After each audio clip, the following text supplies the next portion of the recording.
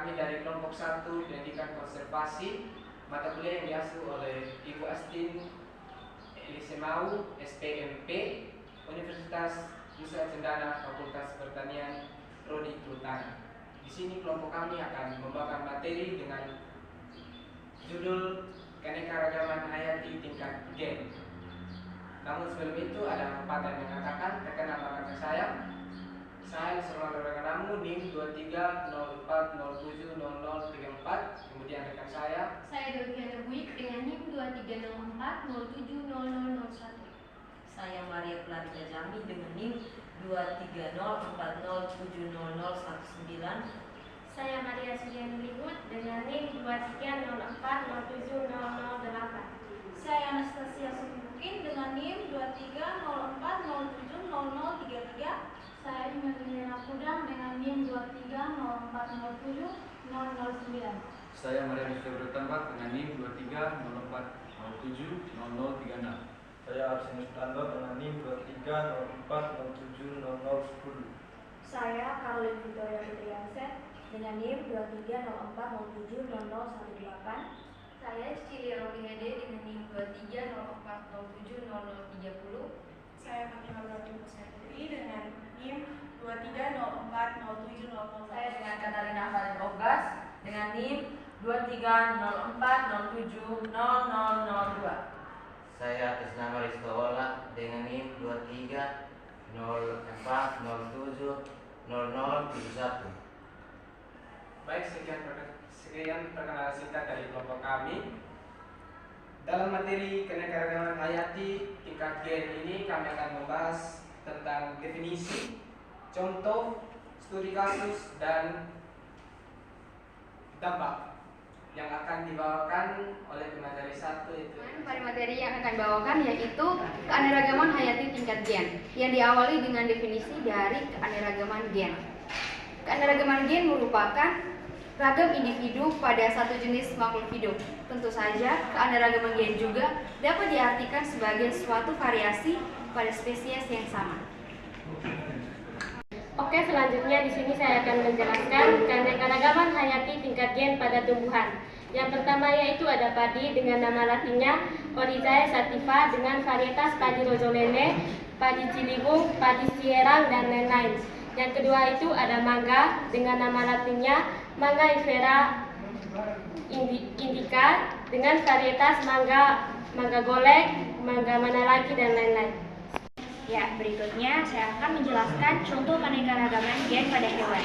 Jadi yang pertama, anjing dengan nama latin Canis familiaris dengan ras anjing Golden Retriever, anjing Bulldog, dan anjing Jerman, dan lain-lain. Yang kedua, kucing dengan nama latin Felis catus dengan ras kucing Angora, kucing Persia, kucing Sphinx, dan lain-lain. Yang ketiga, sapi dengan nama latinnya Bos taurus dengan ras sapi Bali, sapi Madura, sapi Friese Holland, dan lain-lain. Melalui variasi dalam genom manusia. Variasi genetik ini bisa terjadi dalam bentuk perbedaan pada nukleotida individu atau perbedaan pada urutan dasar DNA, perbedaan pada polimorfisme nukleotida tunggal atau SNP, serta perbedaan dalam kelompok gen yang terkait dengan sifat-sifat tertentu. Sebagai contoh, perbedaan dalam genetika manusia dapat diamati pada ciri-ciri fisik seperti warna kulit, warna mata, tipe rambut, dan bentuk wajah. Selain itu, variasi genetik juga dapat mempengaruhi sifat-sifat biologis seperti kelompok darah, kemampuan metabolisme, dan toleransi terhadap penyakit tertentu. Studi kasus yang pertama adalah sindrom Down. Sindrom ini merupakan salah satu kelainan genetik akibat perubahan pada suatu kromosom. Sindrom Down juga dapat menimbulkan kelainan pada suatu fisik serta gangguan pada perkembangan dan suatu kecerdasan. Yang kedua yaitu hemofilia.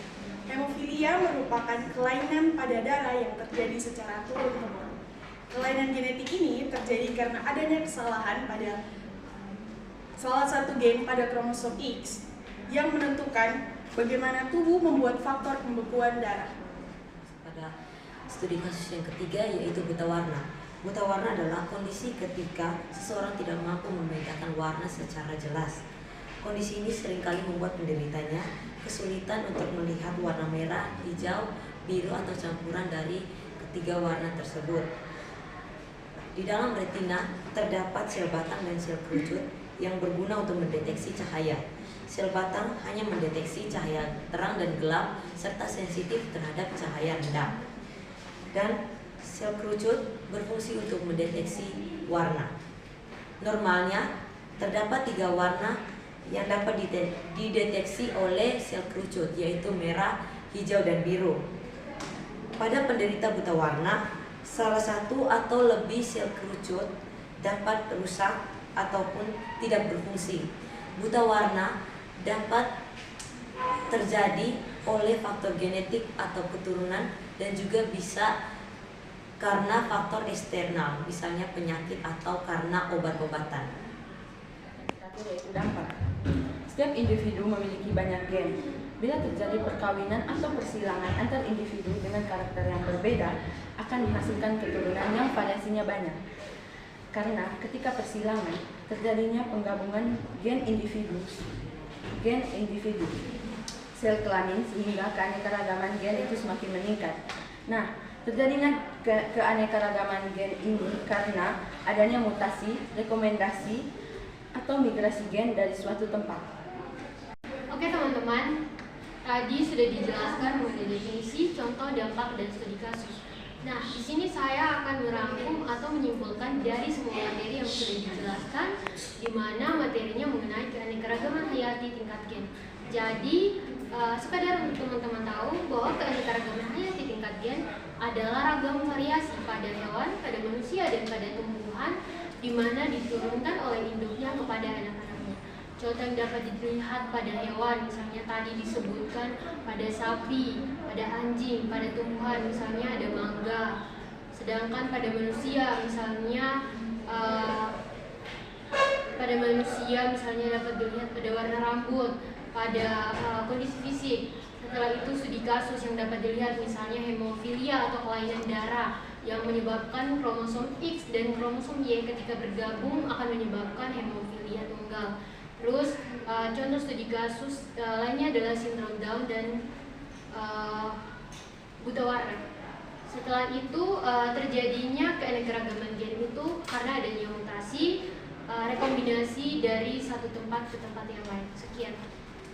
Baik teman-teman, tadi tentang keanekaragaman hayati tingkat gen. Saya harap teman-teman bisa menerapkan ilmu ini dalam mata kuliah yang akan kita. Terima kasih teman-teman yang telah menonton video kami. Jika ada kekurangan, silakan tulis di kolom komentar. Jangan lupa like, comment, dan subscribe.